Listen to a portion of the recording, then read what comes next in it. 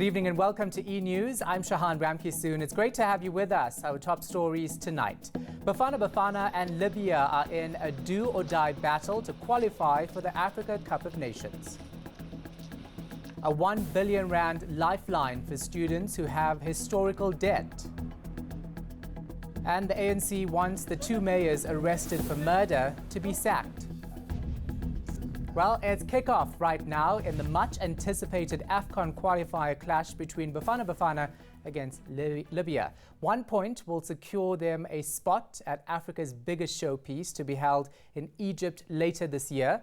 Bafana is playing the Mediterranean Nights in Tunisia due to a FIFA stadium ban on Libya.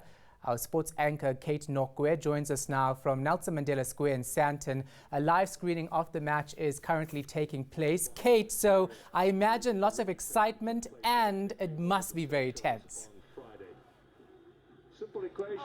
More nerves and excitement, Shahan, I can tell you that much. Everybody that we've spoken to earlier today were confident. Bafana Bafana have what it takes to win this match, not just play for the draw, but actually get the 3 points needed away from home.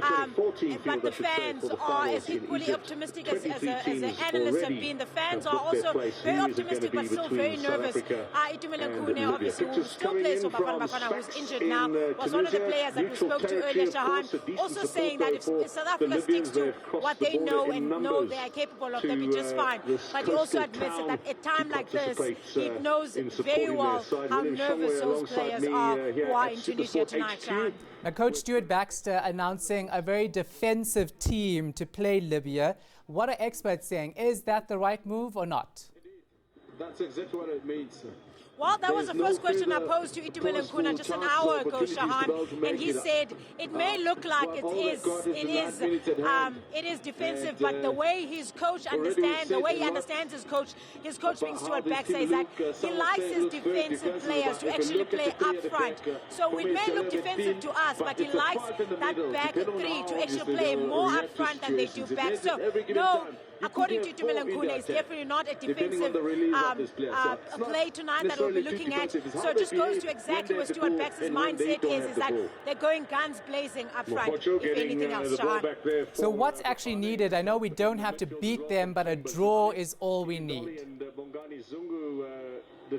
Indeed, just 1 point, Shahan. Obviously, Bafana Bafana being the only team that is unbeaten in this group, despite trailing Nigeria by 1 point. So they definitely know that they've got what it takes to actually do well in this team. But they were taken aback, Shahan, by not beating Seychelles, who are ranked very, very low below Bafana Bafana. So that's where they dropped crucial points. But yes, you are right in that regard. They need just 1 point, and therefore it can end 4-4 tonight, Shahan, in Tunisia, and Bafana Bafana will be the team that goes through.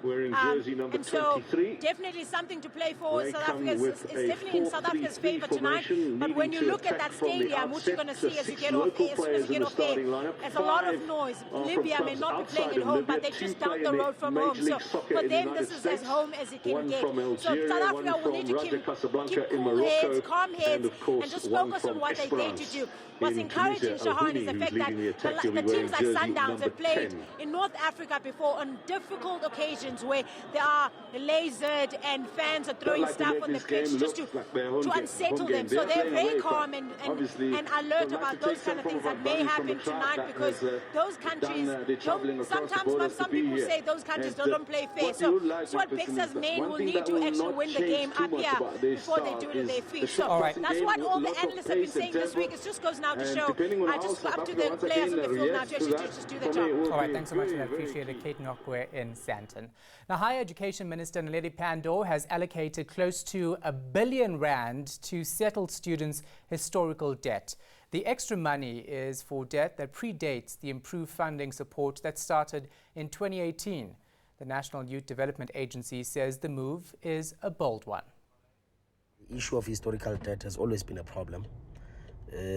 Students could not register, even those who qualified for NSFAS could not register, on the basis that most of them did not have money to pay off their debts of the previous year. So the announcement that over 52,000 students will be able to register this year and having their debt actually being paid by the department is highly welcomed news, and the National Youth Development Agency would like to commend the Minister of Higher Education for taking such a bold step.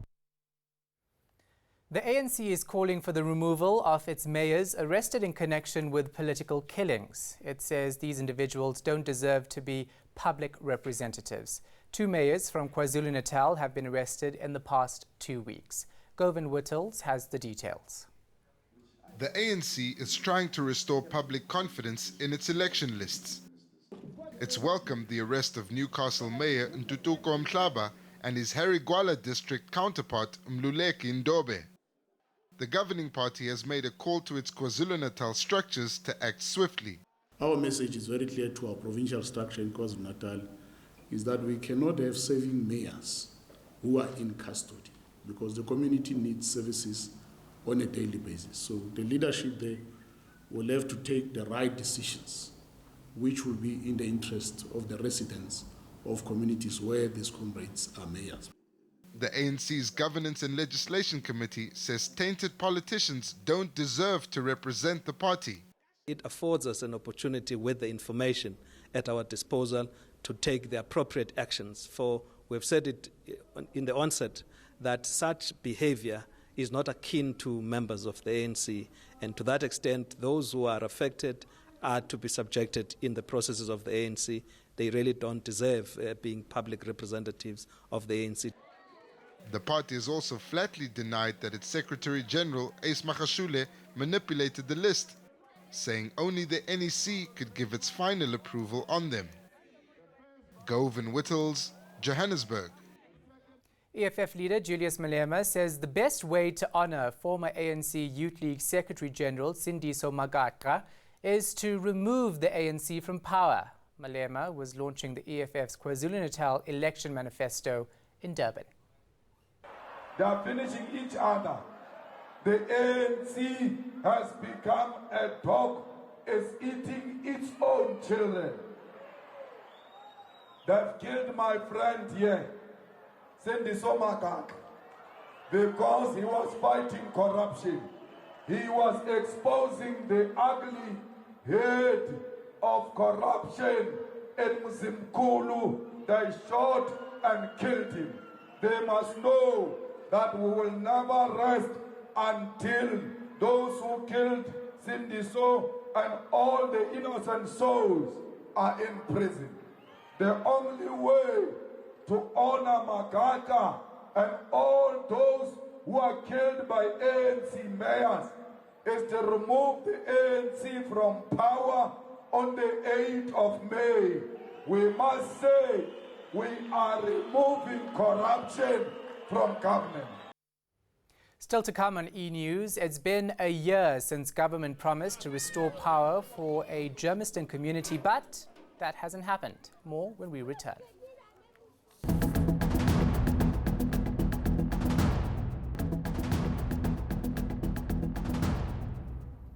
Welcome back. A Gauteng community will soon be marking 1 year without any electricity. Residents say they are at the mercy of illegal connectors who charge them monthly.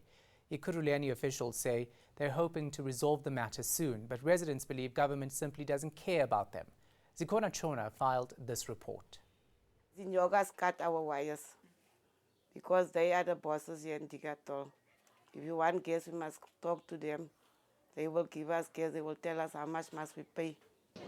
If you want electricity in your house in these streets, you pay the izinyoka for an illegal connection, or you live without.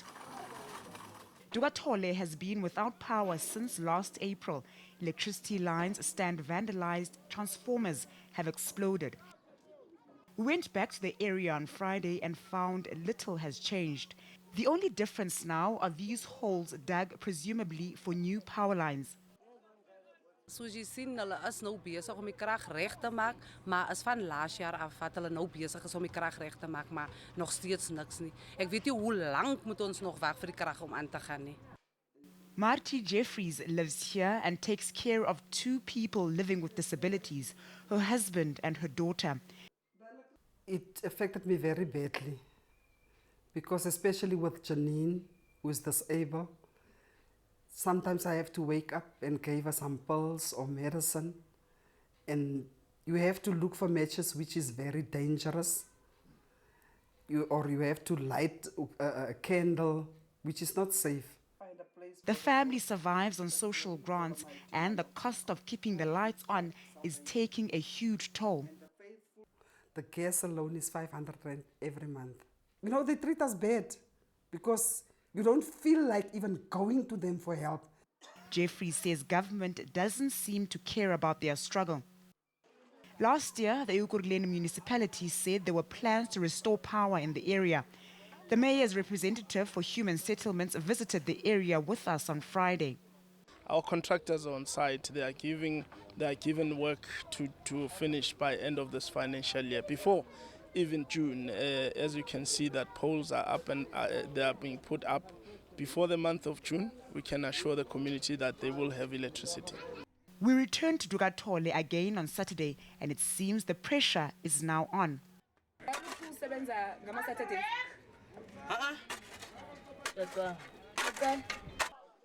Residents hope this time the municipality will keep its word. Zikhona Tshona, Dugatole in Germiston. It's World TB Day, and the theme this year is It's Time. The aim is to raise public awareness about the curable disease. A new TB facility in Cape Town opened only 2 weeks ago, and already it's at the forefront of TB transmission research worldwide. Stefan Germiston reports. The state-of-the-art aerobiology TB research facility is pinning down how tuberculosis is transmitted. According to UCT Professor Robert Wood, TB infections in the community increase at an astronomical rate. We believe that the time of going to primary school at the age of 5, 20% of these populations are infected with TB. Just before puberty at 14, 50% of them are infected with TB already. And by the time they leave school, 70 to 80% of them are infected with TB. And we think fundamentally we have to control that. Wood says they're focusing on drug-sensitive TB patients. This will help identify what he calls super spreaders, a key to curbing the spread of the disease. This is the first stage in our sampling. We put a TB case into there for about an hour, and we monitor all the environment around them, and we capture the air that they breathe out over that hour into a small quantity of liquid. Once this liquid is captured, the sample is separated into smaller parts in which TB particles can be identified. This is really the sharp end of science nowadays, is to be able to do single cell analysis, to be able to look at the characteristics, what we call the phenotype of the organism, and to see how it's adapted for airborne transmission. Once the process is refined, Wood hopes to test at least 2 patients a day. The research is set to continue for at least another 2 years. Stefan Germiston, Cape Town. The South African National Defence Force is helping save hundreds of people displaced after Cyclone Idai destroyed large parts of Mozambique. But there's now a desperate need for more food aid. Gerard Pretorius reports from Beira. South Africa currently has almost 80 members of the Air Force, Army and Medical Health Services providing disaster relief in Mozambique. The teams have been working tirelessly this past week, rescuing more than 400 people. Rescue efforts are not only limited to relocating people to places of safety, there's also a desperate need for food and other aid, especially in areas cut off by the floods.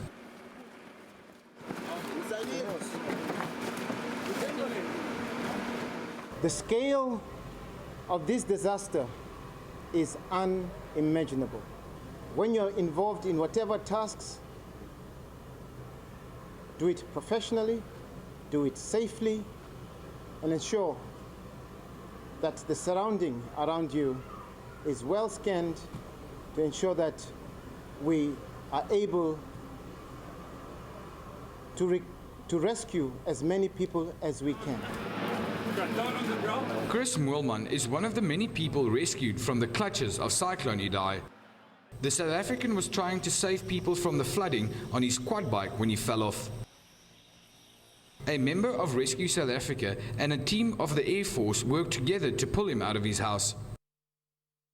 We got a call about a 51-year-old male that was involved in a quad bike accident who sustained an injury of his left side of his chest, and he was immobile, so we flew out with the RX to the given coordinates. We found the patient inside lying on his bed. He was in quite severe pain and quite nauseous. We managed to stabilize him, put up a drip, and then carry him out on the stretcher. Rescue efforts continue as the scale of the damage caused by the cyclone is massive. Pretorius, Mozambique. After the break, Candice has your weather details, and then one of the world's greatest artists is being celebrated in Italy. We'll tell you why after this. Stay with us.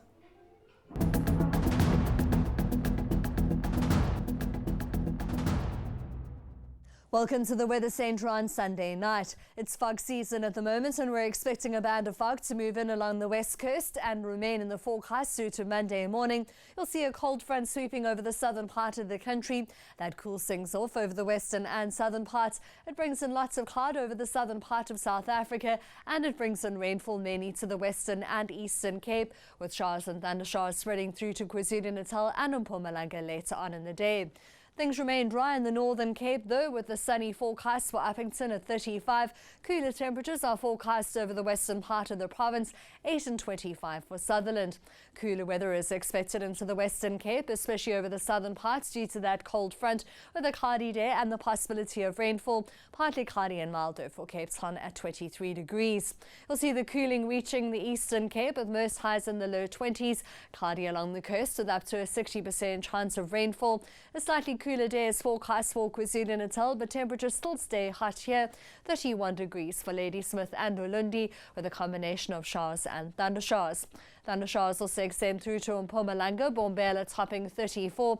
A partly cloudy and sizzling hot day is expected in Skukuza at 37.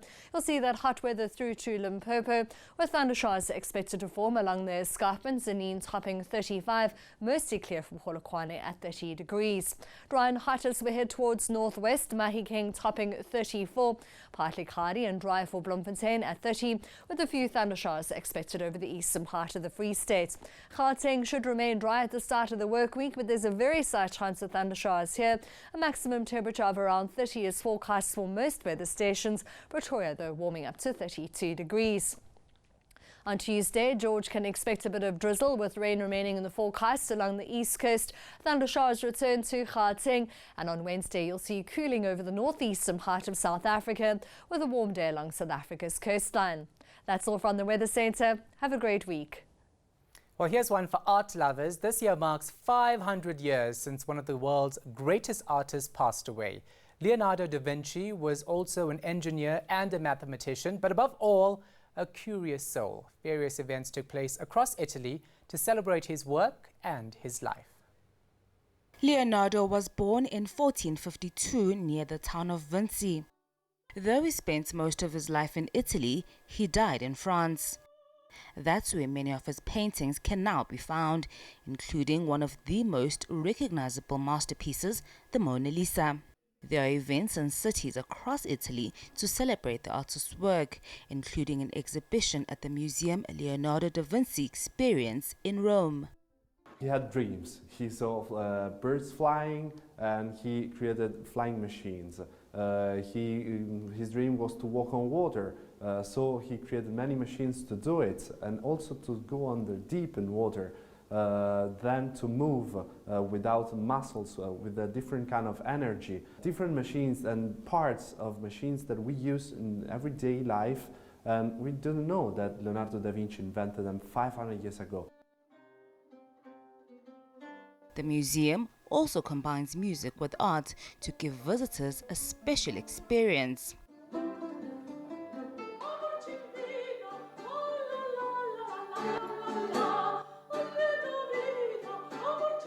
Painting is a thing that seems not alive, because you can see it and it can't say anything. But with the music, that painting could be alive again, because we choose musical pieces that are connected with that painting.